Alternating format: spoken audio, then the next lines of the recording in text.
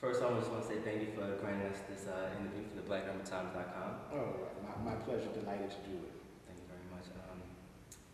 Wayne Mayor Smith, Irvington, New Jersey. First question I want to ask you is, Mayor Smith, where do you see the city of Irvington going in the next few years, next 2 years, let's say? Well, I think Irvington, despite the gloom and doom of the current moment, still has a promising and significant future. The country is in a recession depression right now, but I still think there is a silver lining in that dark cloud. And so for Irvington, we have a bright future for some things that the mayor takes credit for, and some things the mayor has nothing to do with it. Let's start with the things that the mayor doesn't have anything to do with it. And that is great strategic location. 78, the Parkway, 22, yes. Great strategic location. Proximity to New York, proximity to Newark Airport, proximity even to the city of Newark are important features for us. We even have at our Irvington bus terminal, which got built, and I take some credit for that while I was mayor, which is the second busiest bus terminal in New Jersey. 13,000 people come through it every day. And we have an express bus that takes you into Midtown Manhattan in 30 minutes. So while the economy is going through its gyrations, those strategic advantages have done a couple of things for us. Number one, New Yorkers are still viewing Irvington, working class New Yorkers, many of them African American and Latino, who cannot afford to buy property anywhere in New York City, yes, but who work there can still find an affordable house in New Jersey and get back to their workplace pretty comfortably, whether they use their own private transportation or they use the various modes of public transportation. So that's a clear strategic advantage for us. And though the housing market has slowed, and in many places around the country, the housing market the prices have dropped, ours have remained stable to the extent that when they do sell, the sales are few, but the prices have remained somewhat stable. We had a tremendous property value growth between, and I take some credit for that, between 2002 and 2006, where we had property values grow by about 44%. Up market, go. For the first time in many years, Irvington was able to put positive tax ratables on the books, and we got some development. When nobody believed that the town would have any development, we got some development going. So I think our future is promising. The country is going through a financial turmoil at the moment, but we've been through these cycles, not probably as devastating as this one, but in the 1930s, when my parents were very young, they saw the worst that could happen to America.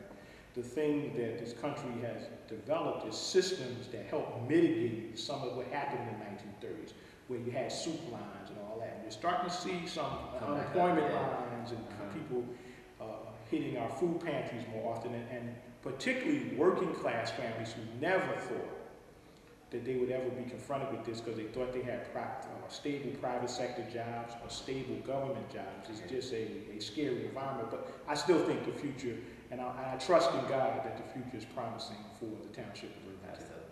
You kind of touched on my second question I was going to ask you. Recently in the news, the state of New Jersey has said that there have been some problems with accounting. Oh yeah, I actually have a release that I'd like you to run on your website in its entirety, and I'd like to hand it over to you the way we respond to that.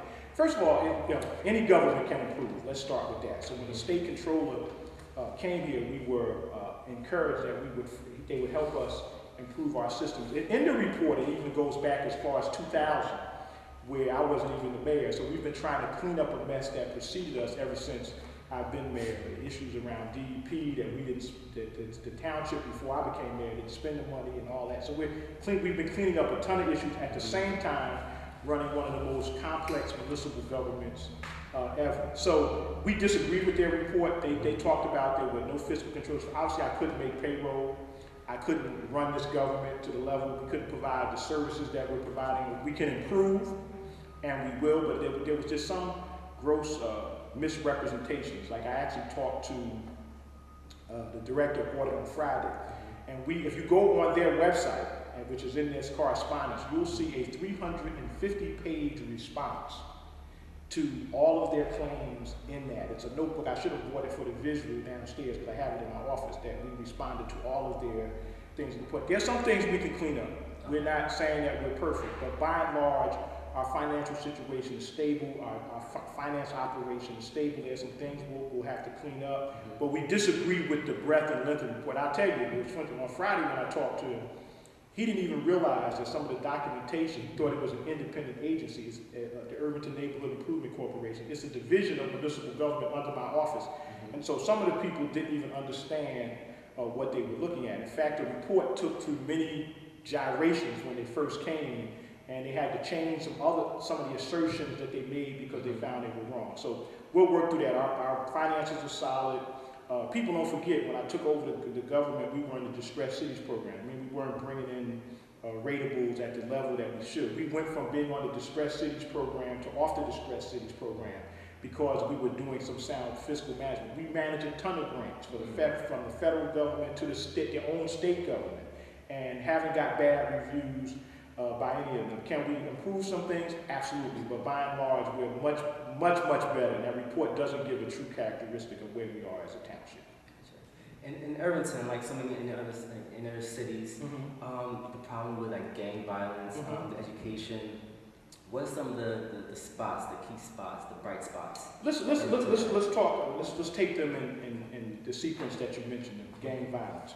Number one, we were one of the few municipalities in my tenure as mayor from 2002 that recognized frontally that there were some gang issues here. Many communities did not even want to recognize a few years ago that they have gang issues. We did, and we did a couple of things in response to that. In fact, if you look at the violent quotient over the last probably 6 months, you hear very little really coming out of Irvington. That is true. Yeah, so but let's talk about, and we need to get better, and we will.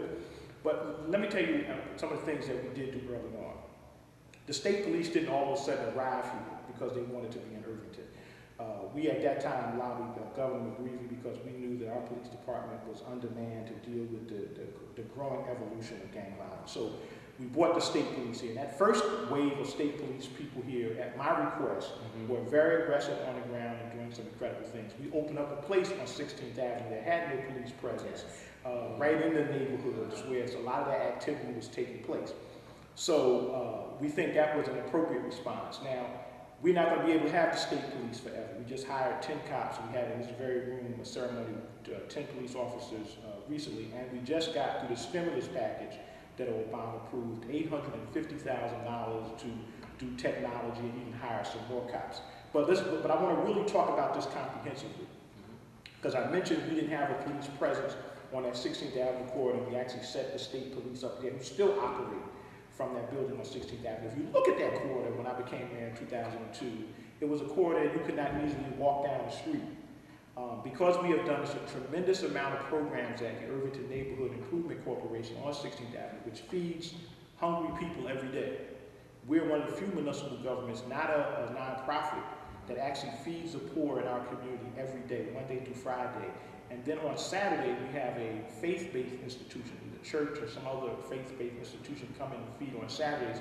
And then we have suburban organizations like Bridges, which is from Summit, actually comes in and does a program even on Sunday out of a municipal building on 16th Avenue in Irvington. So providing some of those basic services for struggling residents is the first. The second thing we did was we applied for the Department of Justice Weed and Seed program, which we have. Weed and Seed program. Yeah, Weed and Seed, which means weed the negative element, seed the positive element. We even have a little community park that we developed on 16th Avenue. We put a recreation place on Berkeley Terrace Park that didn't exist in 2002.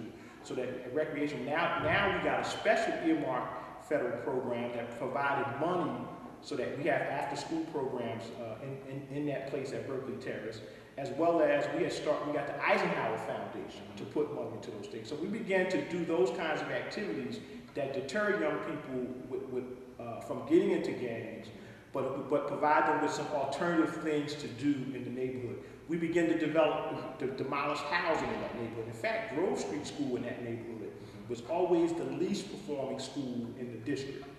And because of a number of things, trying to clean up that neighborhood, doing it after Attorney General partnered with us with a Saturday program, all these activities, now they rank number 1 and 2 because their class size is down to about 15 students. So they rank 1 and 2 in terms of their standing in the school district. So we've done a lot. We've got cameras in our weed and seed area. We're getting ready to expand that.